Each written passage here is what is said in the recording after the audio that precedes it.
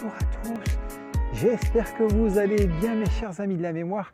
Aujourd'hui, un temps radieux, enfin presque un peu grisonnant n'est-ce pas, champêtre. Et je me suis dit tiens, la nature, la faune, la flore c'est super, mais pourquoi pas éventuellement faire quelque chose, un petit article vidéo sur, pourquoi dit-on, la mémoire d'éléphant. La mémoire d'éléphant s'apparente, on va dire un petit peu comme aux êtres humains, aux personnes qui ont une très bonne mémoire, aux personnes qui ont une capacité à avoir une faculté de pouvoir mémoriser un tas de choses, une source d'information importante. Et en fait, pourquoi? Savez-vous que l'éléphant, de par sa corpulence, est en tête des classements des mammifères au niveau de la taille du cerveau? Il a le plus gros cerveau, après vient le dauphin et d'autres animaux. Mais pourquoi? Il faut savoir que le cerveau de l'éléphant, figurez-vous, qu'il se rapproche grandement du cerveau de l'être humain. Certes, vous n'avez pas une densité aussi importante, les éléphants, que nous, les êtres humains, mais vous pouvez les utiliser de façon très dense, ce qui vous apporte une capacité cognitive très importante, comme ressentir des émotions, réaliser des tâches avec des morceaux de bois, des accessoires X, Y. Sachez que ça, c'est très important aussi. Et également, ce qu'il faut retenir, c'est que l'éléphant, pourquoi il est intelligent, pourquoi dit-on avoir une mémoire d'éléphant? Parce que, figurez-vous qu'il parcourt des centaines de kilomètres par an, et qu'est-ce qu'ils recherchent? Des points d'eau, des endroits pour se nourrir, et donc ils arrivent à se repérer d'année en année sans se perdre à travers les différentes régions végétalisées qui les entourent, n'est-ce pas? Et ils peuvent également retrouver la partie maturation des fruits, donc ils savent où et quand se déplacer pour pouvoir retrouver les arbres concernés pour pouvoir se nourrir. Et ça, je dois dire, c'est extrêmement puissant et c'est très fort, d'où on peut dire avoir une mémoire d'éléphant.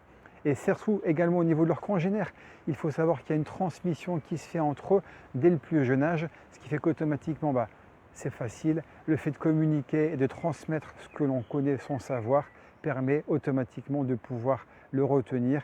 Et en plus, comme c'est pratiqué un petit peu comme avec la mémoire de façon régulière, ça reste ancré dans sa mémoire à long terme et automatiquement, vous réussissez à le mémoriser. On va dire un petit peu le même fonctionnement.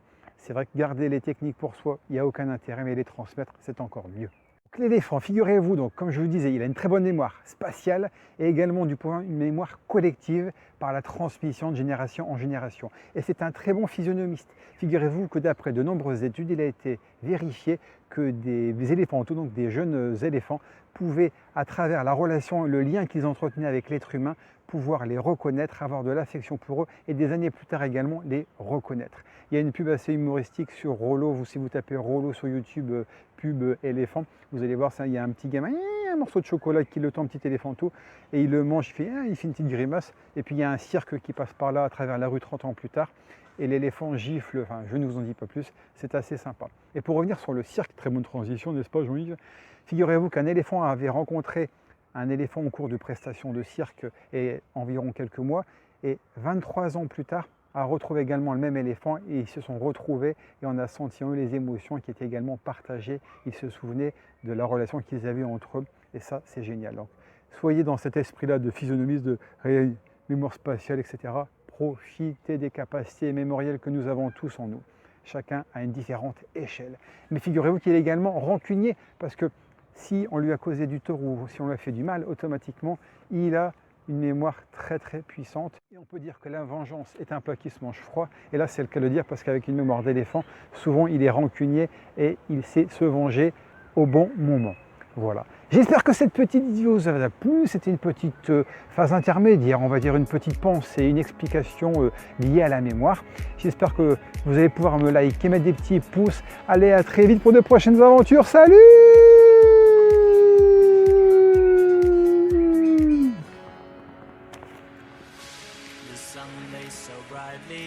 Et je vous ai pas dit que je savais faire l'éléphant. Je sais pas si vous avez regardé la vidéo jusqu'au bout. Je vous le fais. Impressionnant, non?